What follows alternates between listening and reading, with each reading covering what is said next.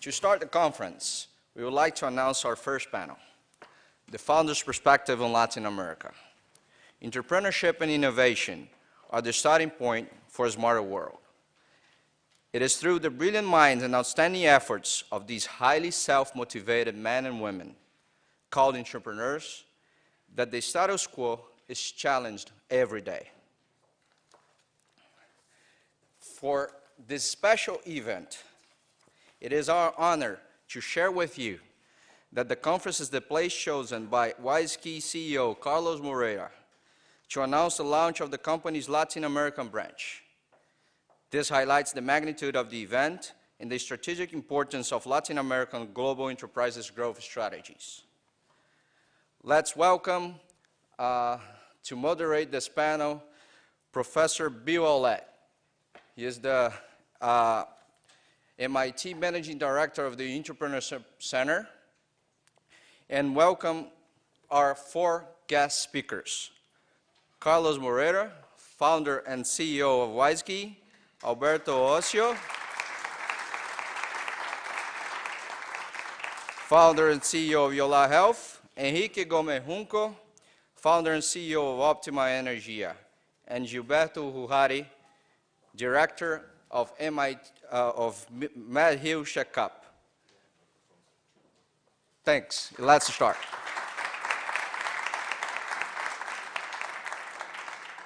Well, thank you very much. And let's start with an introduction. Carlos, if you could, just minute and a half, tell us about yourself beyond what, all you have programs, is that right? So you can read the basics in the program. Can you tell us a little bit more about yourself, Carlo, beyond what's in the program? Thank you, Bill. Yes, I am actually not a Latin American entrepreneur. I am a Swiss entrepreneur opening business in Latin America, but my background is from Spain, so I am very much close to the spirit on what will require to be an entrepreneur in the region. My company is a company which is becoming a world leader on digital identity. Basically, we secure transactions over the internet. We do many of the blockbuster operations such as e-voting. In Switzerland, you vote over the internet with our technology. We secure financial institutions, we do national IDs, and we are becoming a global player in basically moving into the identification of things, the Internet of Things, with the new technologies now allowing the objects and the people to be identified over the internet. Why Latin America? 2 years ago I realized, and this is a huge market, 600 million people in the world speak Spanish and Portuguese. This market has not been properly exploited in terms of the internet. All the business is done on the internet, which is basically French or English, or now Chinese also. So our target was how can we create an ecosystem using a strong authentication, digital IDs, and bring South America, Latin America into the transactional internet, into the knowledge society. So we are creating hubs, we're going to announce tomorrow. 1.3 million digital IDs are going to be deployed in Brazil as a first project. And the target is to have something like 400 million people in Latin America with an ID, and with that ID be able to do international transactions. That will create and will generate something that happened in other places in the world. We are acting a new ecosystem of services.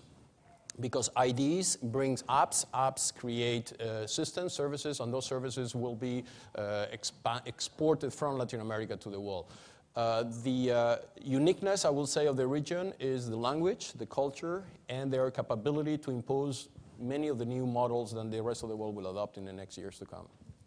Thank you, Carlos. So Carlos is someone who sees this as an attractive market as an entrepreneur and is moving into it. I want to start with this. I just came back from Spain. Carlos and I were talking about this, where what we perceive as entrepreneurship here is not the same as what they perceive in Spain. So I want to go through and just ask each panelist, how do you define entrepreneurship? Yeah, actually I was in Valencia in Spain also talking to the minister on the subject about a week ago, 2 weeks ago, and the difference is that in some countries, especially Latin American country, the concept of businessman is being confused with the concept of entrepreneurship. The reason is also because a lot of the innovation in those countries are just improvement of previous family, then they made a lot of money in one area, and they improve their products and their services to the next generation, which basically the took over. So innovation is being purely, I will say, adapted to improving existing system. It's very hard. The garage, or what we call in Switzerland the farm person, then builds something from scratch, and that becomes a very big company. So that's one factor. The second factor is also, and I say this is critical, and this is uniqueness in the United States versus the rest of the world, is how people perceive failure. In Spain, in South America, even in Switzerland, we are very scared to fail because the society does not accept failure. You just go belly out once and that's it, your career is over. In America, not. In America, the concept of failure is a concept of a learning process, and where actually, and I apply that in my own company, I recruit a lot of people after 2 or 3 bankruptcy, because I know at least they went through the pain and they understood the things that they don't need to do in order to do it again.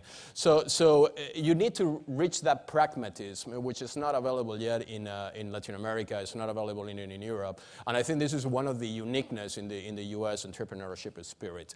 You reward people also in a different way. You know, entrepreneurship in Switzerland, for instance, people leaving universities go to work in banks. Why? Because banks pay a lot of money, and why are you going to bother to even try to create a company? It happens still very much in Latin America and in Spain. People reaction is to find a cozy job because the rate of success is so low. So how specifically did you get started? How did you get started? What drove you to be an entrepreneur, to create something where there wasn't something before?